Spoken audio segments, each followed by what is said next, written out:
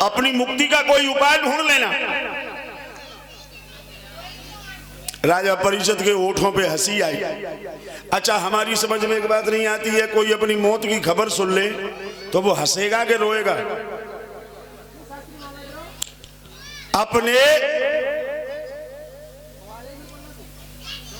जीवन में अगर कोई सुन ले कि हमारी भलाने दिन मौत होने वाली है, तो हम अपने परिवार वालों से मिलेंगे, घर वालों से मिलेंगे, रिश्तेदार से मिलेंगे, वो हरियों से मिलेंगे, कहेंगे कि भैया हमारी भलाने दिन मौत होने वाली है। हाँ,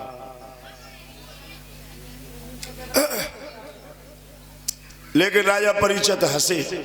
क्यों? क्योंकि वो जानते हैं। क्या जानते हैं?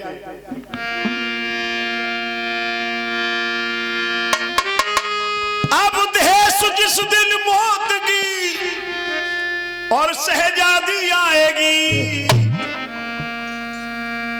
तब ना सोना काम आएगा ना चांदी आएगी, तब ना सोना काम आएगा ना चांदी आएगी, तब ना सोना काम आएगा ना चांदी आएगी, तब ना सोना काम आएगा ना चांदी आएगी, तब ना सोना काम आएगा ना चांदी आएगी, तब ना सोना काम आएगा ना चांदी आएगी।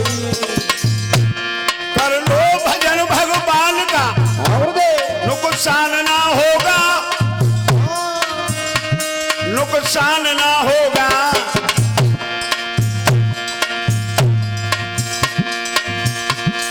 दिलेश तुम्हारे जीवन में धिया धिया आएगी, तब ना सोना काम आएगा ना चांदी आएगी, तब ना सोना काम आएगा ना चांदी आएगी, तब ना सोना काम आएगा ना चांदी आएगी। कुछ भी काम आने वाला नहीं है। केवल परमात्मा का चिंतन, परमात्मा का मनन, परमात्मा का ध्यान, इसके अलावा और कुछ भी नहीं। जितना हो सके उतना नाम जप किया जाए, जितना हो सके उतना नाम जप किया जाए। उस परम पिता परमात्मा को कभी भुलाना नहीं है। हे नाथ, मैं तुमको कभी भूल ना पाऊं, इसकी मेरे ऊपर कृपा करते रहना।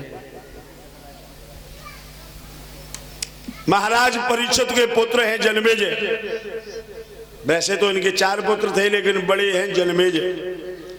महाराज जन्मेजय को बुलाते हैं, अपना मुकुट उठा करके महाराज जन्मेजय के मस्तक में रख दिया और कहा, बेटा तुम राज करो, प्रजा को कभी दुख मत देना। अब मैं बैरागी होकर के जा रहा हूं, मैं बैरागी होकर के जा रहा हूं। महाराज परीक्षित आज बैरागी बनकर के गंगा मैया के किनारे हरिद्वार के सहारे आनंद घाट पर आ गए और बट वृक्ष के नीचे बैठ गए। बट किसे कहते हैं? बट कहते हैं बरगद को। बट के वृक्ष के नीचे बैठे हैं। और गोस्वामी तुलसीदास ने बट को क्या माना है?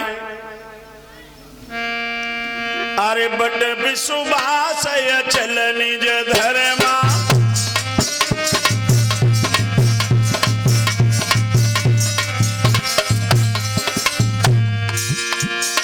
बट विश्वास अचल निज धर्मा, तीर्थ राज समाज सुकर्मा।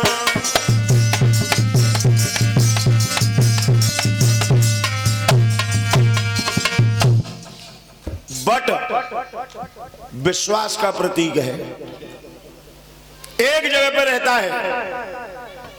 वैसे ही हमारा धर्म एक जगह पर रहना चाहिए, अटल। बट विश्वास अचल निज धर्मा, तीर्थ राज समाज सुकर्मा। बट के वृक्ष के नीचे जाकर के बालू पे आसन लगा के बैठ गए। महाराज परीक्षित को देख करके महात्मा लगवाने लगे।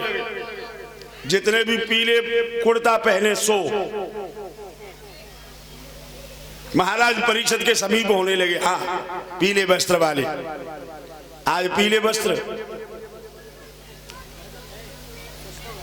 हाँ, कुछ घर रख दे। कुछ घर रखे, लेकिन घर रखने के लिए नहीं है, वो पहनने के लिए है। भागवत पंडाल के लिए है। पंडाल में शाम को जब जाओ तब उतार करके धो करके डाल दो, सुबह तक सूख करके तैयार, आओ पहन करके आओ। मतलब ये होता है इसका। जो माला दी है गले में केवल डालने के शोभा की बात नहीं है कि गले की शोभा हो, थोड़ा घुमाओ। और वैज्ञानिक विधि के अनुसार बताया है कि ये हमारी जो अनामिका उंगली होती है, अंगूठे का और अनामिका उंगली का जब संसर्ग होता है आपस में, तो एक नाड़ी होती है हमारे शरीर, दिख रही है?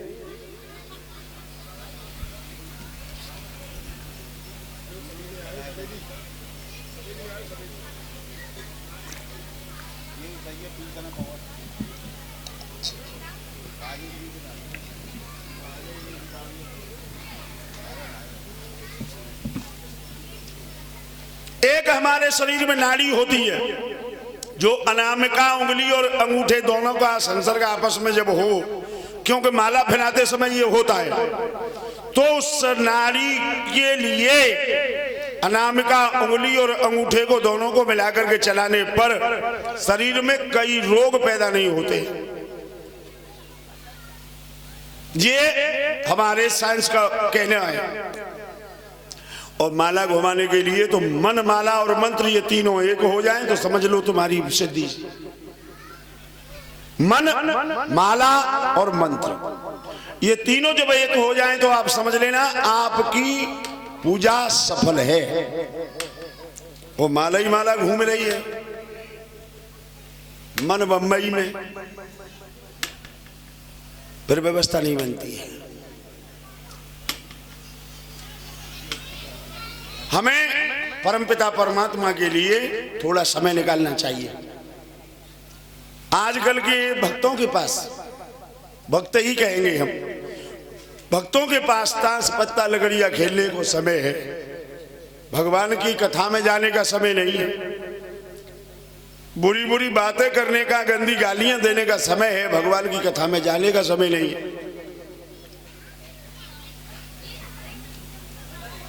कुछ लोगों को केवल एक दूसरे के ऊपर टिप्पणी करने का समय है भगवान की कथा में, और आ भी जाए तो भी न तो खुद सुनेंगे न दूसरे को सुनने देंगे। भगवान की कथा में जब भी आओ तब परमपिता परमात्मा के चरणों में ये आश्रय होना चाहिए कि मैं किसी के दरवाजे पे नहीं, किसी के पंडाल में नहीं, किसी के खेत में नहीं, मैं केवल अपने नारायण की गोदी में बैठा हूं, उनके चरणों में बैठा हूं। ये भाव होना चाहिए। और जब ये भाव होता है उससे बढ़कर के दूसरा तप, दूसरा ज्ञान, दूसरी साधना कोई है नहीं। महाराज परीक्षित सबसे कहने लगे हैं, हे संत भगवानों, आज के साथ में रोज जिस जीव को सर्प के द्वारा डसे जाने का श्राप लग गया हो, मौत हो उसकी, कल्याण कैसे होगा? कोई कहने लगा यज्ञ करो, कोई कहने लगा तप करो, कोई कहने लगा सत्य बोलो, लेकिन यथार्थ बात क्या थी इसमें कोई नहीं पहुंचा। तब तक परमहंस व्रती, अवधूत भेष, लंबी लंबी जटाएं, माथे पर त्रिपुंड, यज्ञोपवीत शोभा पा रहा है, जनेऊ, और हाथ में एक में छत्र, एक में कमंडल, चट्टी पैरों में पहने हुए सीधे बटुक महाराज 16 वर्षीय अवतार, 16 वर्षीय उम्र के ब्रह्मनिष्ठ वक्ता परम श्रद्धेय श्री सुखदेव जी का पदार्पण हुआ है। बोलो सुखदेव जी भगवान की। अब सुखदेव महाराज को देख करके सभी संत भगवान अपने अपने स्थान पर खड़े हो गए। महाराज परीक्षित भी खड़े हो गए। सबने उन्हें प्रणाम किया, पूजन किया। राजा परीक्षित ने भी प्रणाम किया। उनमें ऋषियों में उन सुखदेव जी के पिता व्यास जी भी बैठे थे, तो सबने प्रणाम किया, तो व्यास जी ने भी प्रणाम किया। अब राजा परीक्षित के दिल में वहम का बुखार चढ़ गया। बोले महाराज एक बात मेरी समझ में नहीं आ रही। क्या? ये तो हमने देखा है कि पिता को पुत्र प्रणाम करता है, लेकिन आज मैं उल्टा देख रहा हूं कि पिता पुत्र को प्रणाम कर रहा है। ये कैसे? पाराशर ऋषि कहने लगे बेटा तुम दर्पण से झगड़ रहे हो, ये बात तुम्हारी समझ में नहीं आएगी। हम बेशक ऋषियों के पति धर्म धुरंधर ज्ञानी हैं, लेकिन ज्ञान मार्ग में सुखदेव हमसे बहुत आगे हैं। हमने सुखदेव के शरीर को प्रणाम नहीं किया, सुखदेव के नाम को प्रणाम नहीं किया, सुखदेव की उम्र को प्रणाम नहीं किया, सुखदेव के ज्ञान को प्रणाम किया है। और विद्वान सर्वत्र पूज्यते।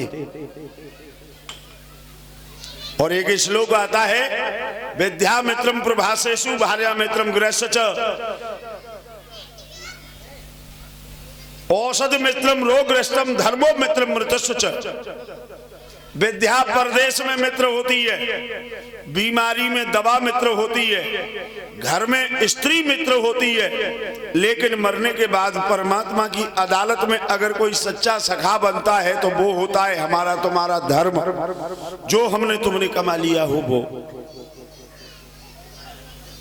याद रख लो, यही एक ऐसे बटुक महाराज हैं जो तुम्हें मुक्ति दिला सकते हैं, नहीं कि पैर पकड़ ले तेरा उद्धार हो जाएगा। महाराज परीक्षित ने हाथों में पुष्प लिए और पुष्प लेकर के धूप दीप इत्यादि जो भी सुख सुविधा वहां पर मौजूद थी उससे